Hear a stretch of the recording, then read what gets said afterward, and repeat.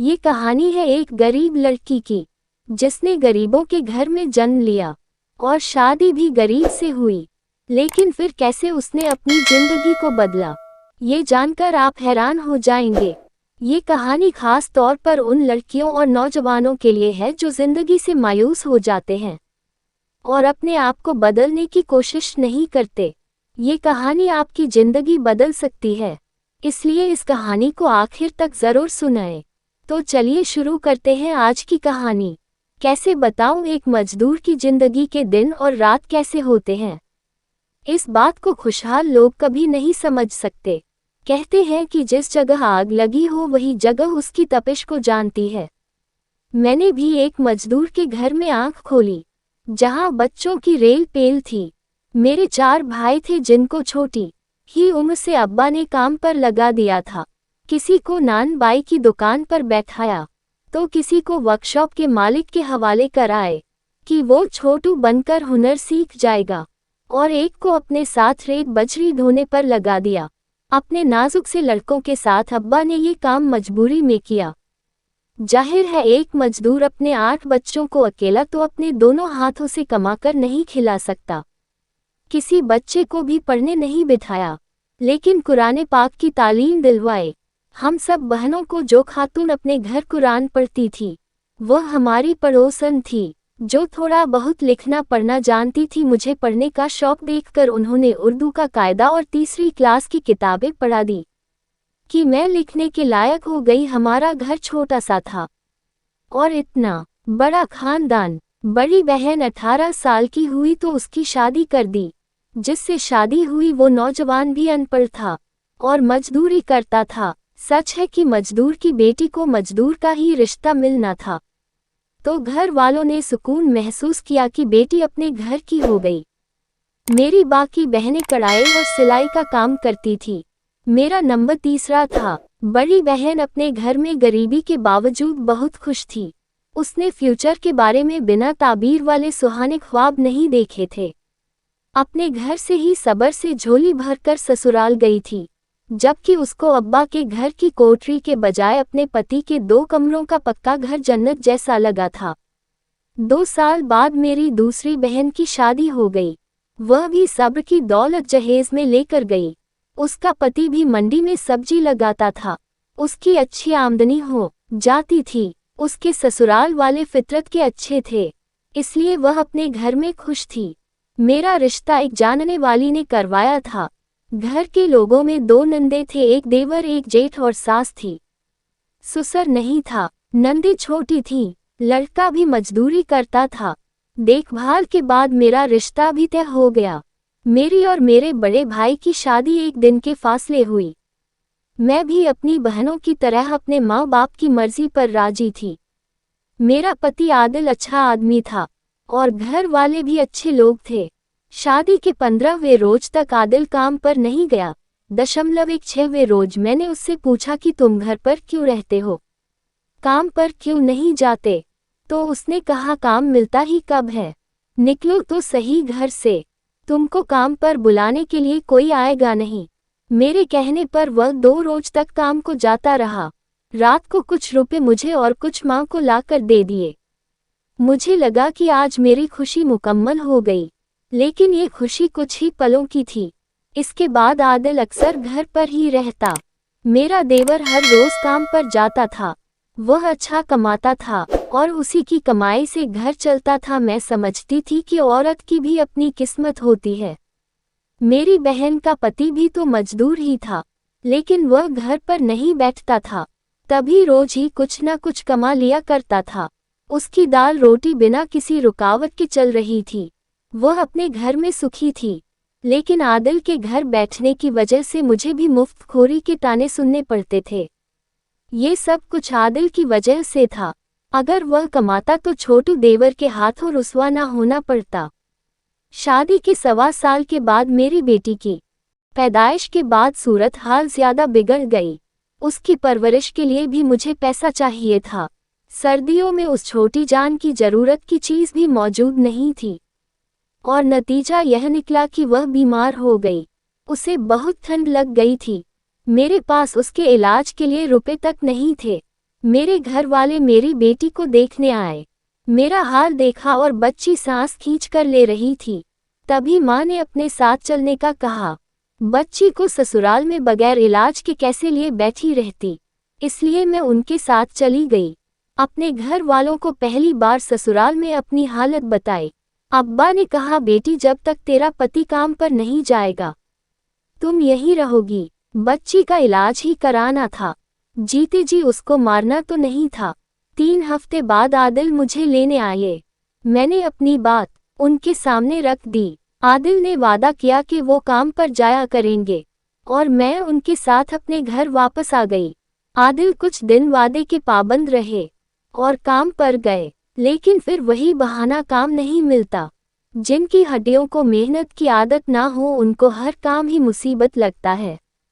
इस दफा जब माली हालत बहुत कमजोर और देवर की मोहताज हुई तो फिर माँ बाप के घर आ गई। 2 महीने बैठकर खाया। अब मेरी छोटी बहन की शादी थी, इसके लिए भी मेरे माँ बाप को पैसा चाहिए था, लेकिन वो पहले ही गरीब थे। सोच समझकर फैसला किया, मैं खुद मेहनत करके अपना और अपनी बेटी का बोझ उठाऊंगी। कुछ दूरी पर एक खुशहाल घराने के यहाँ काम करना मंजूर कर लिया। पापा के पुराने जानने वाले थे, वह मुझे नाश्ता और दोपहर का खाना देते थे। इतने पैसे के मेरा और मेरी बेटी का खर्चा पूरा हो जाता था। अब आदिल को अपनी बेटी की याद सताने लगी। फिर मेरे पीछे आए और मुझे साथ चलने का इसरार करने लगे। मैंने इनकार कर दिया कि यहाँ मेरी अपनी मेहनत से अच्छी तरह गुजारा हो रहा है और सास नंदों के तानों से भी बची हुई थी। पति को भी एहसास करवाना चाहती थी। 2 साल गुजर गए। आदिल ना सुधरे, बल्कि और ज्यादा निकम्मे हो गए। मेरी बच्ची बड़ी हो रही थी। मेरा पलट कर जाने का कोई इरादा नहीं रहा, तो मेरे ससुराल वालों ने शरीफ घराने की एक ऐसी लड़की तलाश की जो मैट्रिक पास थी और प्राइवेट स्कूल में पढ़ाती थी। जेठ और देवर ने सोचा, क्षमा नहीं आई तो इसी विधवा की लड़की से आदिल की शादी करते हैं। विधवा बेचारी को सहारे की जरूरत थी और उसकी लड़की नौकरी कर रही थी। उन्होंने आदिल की दूसरी शादी की बात की तो मेरे पति न माने।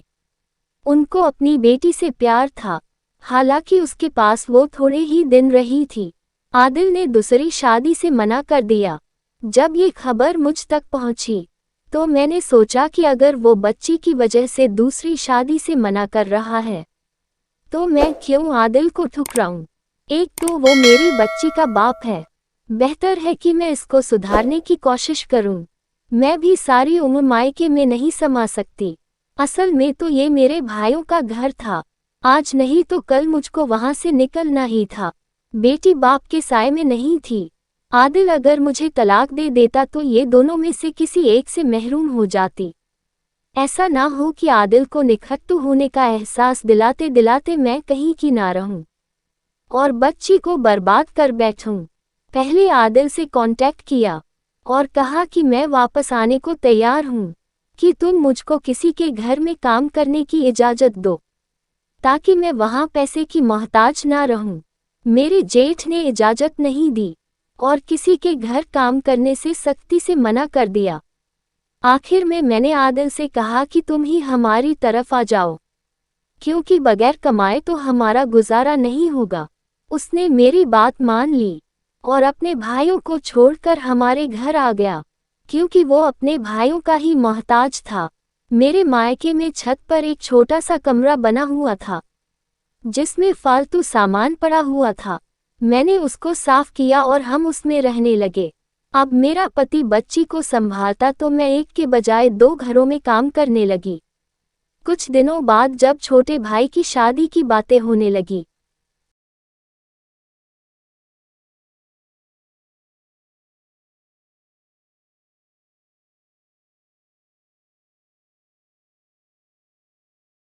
तो मैंने सोचा, आखिर मैं अपने पति और बच्चों के साथ कुछ दिन ही मायके में रह सकती हूँ, उम्र भर तो नहीं। अगर अभी से तल्ख हकीकत के बारे में नहीं सोचा तो कल भाइयों और भाभियों का रवैया बदल जाएगा। मुझे और मेरे पति को इज्जत नहीं मिलेगी और ऐसे रवैयों से मेरी बच्ची पर बुरा असर पड़ेगा और उसके मामू मुमानी और उनके बच्चे उसको कदर की निगाह से नहीं देखेंगे। और बड़ी भाभी अभी भी मुझे तीखी निगाहों से देखती थी। मैं घरों में काम करती थी। फिर मैंने कमेटी डाली। 2 साल तक इन कमेटियों के पैसे मैंने नहीं लिए। फिर मैंने और मेरे पति ने उन कमेटियों के पैसों से एक प्लॉट खरीद लिया और हमारी एक कमरा बनाने की भी हैसियत नहीं थी। मैंने भाइयों से मशवरा किया, उन्होंने आदिल को अपने साथ लगा लिया और वो मेरे भाइयों के साथ काम पर जाने लगा। मैंने भी उस प्लॉट के साथ ही तंदूर भी बना लिया और रोटियां बनाने लगी। आदिल की कमाई और जो मैं रोटी लगाती थी उसके पैसे जोड़े और जब इतने पैसे हो गए कि हम प्लॉट पर 2 कमरे बनवा सकें तो आदिल और मेरे भाइयों ने मिलकर 2 कमरे बना दिए और बाउंड्री के पैसे मेरे सारे भाइयों ने मिलकर दिए और हमें सर छुपाने का ठिकाना मिल गया और मैं अपने घर में आ गई। और इसी घर में मेरे बेटे जुनैद की पैदाइश हुई। दोनों बच्चों को घर पर छोड़कर मेरा काम पर जाना मुमकिन नहीं था, जबकि जुनैद की पैदाइश से खर्चा भी बढ़ गया था। मैं अब अम्मी के पास बच्चे को छोड़कर काम पर जाती और मेरे पति को एक वर्कशॉप पर नौकरी मिल गई और बदकिस्मती से उसका एक्सीडेंट हो गया। उसका हाथ मशीन में आ गया और वो एक हाथ से माजूर हो गए और वो बीमार होकर बिस्तर से लग गए। अब मोहताज जीवन साथी और 2 बच्चों की रोजी रोटी का इंतजाम मुझ अकेली औरत के लिए बहुत मुश्किल था। मरीज को संभालने के लिए हर वक्त एक इंसान की जरूरत थी। काम पर कैसे जाती, ये वक्त बहुत मुश्किल था और मेरी जिंदगी का इम्तिहान था। मेरे लिए जहनी और माली परेशानियों का सामना था, जिससे मैं भी टेंशन में रहने लगी और खुद को बदकिस्मत समझने लगी। मेरी बहनें जिनकी शादियां भी गरीब घरानों में हुई थीं, लेकिन वो सब पुरसुकून थीं, जबकि मैं लगातार परेशानियों से लड़ रही थी। मैंने जिंदगी में देखा ही क्या था, ख्वाहिश भी की तो 2 वक्त की रोटी और एक छोटे से घर की, कि यही इंसान की बुनियादी ज़रूरतें होती हैं, जिनके बगैर वो जी नहीं सकता। मेरे सारे भाई भी तो मजदूर ही थे, कब तक मेरी मदद करते। मैं मायूस और जीने से तंग आ गई थी और खुदकुशी के बारे में सोचने लगी। पति का कमजोर जिस्म एक लाश की तरह बिस्तर पर पड़ा था। बच्चे मेरी माँ के घर खाने के लिए जाते। भाभी भी न जाने किस दिल से उनके सामने उबले चावल या रोटी उनकी थाली में रख देती थी और माँ को मौका मिलता तो आकर मुझे खाना दे जाती। इन्हीं हालात के चलते मुझे किसी में भी दिलचस्पी नहीं रही, ना बच्चों में ना पति में। एक रोज चारपाई पर लेटी अपने हालात को देखकर सोच रही थी और मौत की ख्वाहिश कर रही थी। आंखें खोलकर दुआ करने लगी कि अल्लाह यह आंखें दोबारा ना खुलें। मेरे बच्चे मेरी माँ ने उसी वक्त मेरे घर के अंदर कर दिए। बच्चे खेलते खेलते अंदर आए। आज शायद नानी के घर रोटी नहीं मिली थी। बच्चों ने आते ही खाना मांगना शुरू कर दिया। अम्मा जो 2 दिन पहले थोड़े से कच्चे दाल चावल देकर गई थी, मैंने वो पकाकर आदिल को खिला दिए थे। अब तो घर में अनाज का एक दाना भी नहीं था। खुद तो भूख ही पड़ी थी, बच्चों को क्या खिलाती। मेरी बेटी मुझे पुकारती रही और वो परेशान हो गई और वो ऊंची आवाज में रोने लगी। उसकी देखा देखी जुनैद भी, मैं भी बेहरी बनी रही और जुनैद किचन में टेबल पर चढ़ गया, शायद कुछ खाने को मिल जाए, और धड़ाम से जमीन पर गिर गया। आगे कोई बर्तन रखा हुआ था और उसकी किनारी उसके माथे पर लग गई और खून बहने लगा और उसकी चीखों से मैं उठ बैठी। उसके बहुत जोर की चोट आई थी। अम्मी ने बच्चों को इसलिए जल्दी घर लौटा दिया कि अम्मी की भाभी से लड़ाई हो गई थी। ये मेरी कुछ लम्हों की बेखबरी का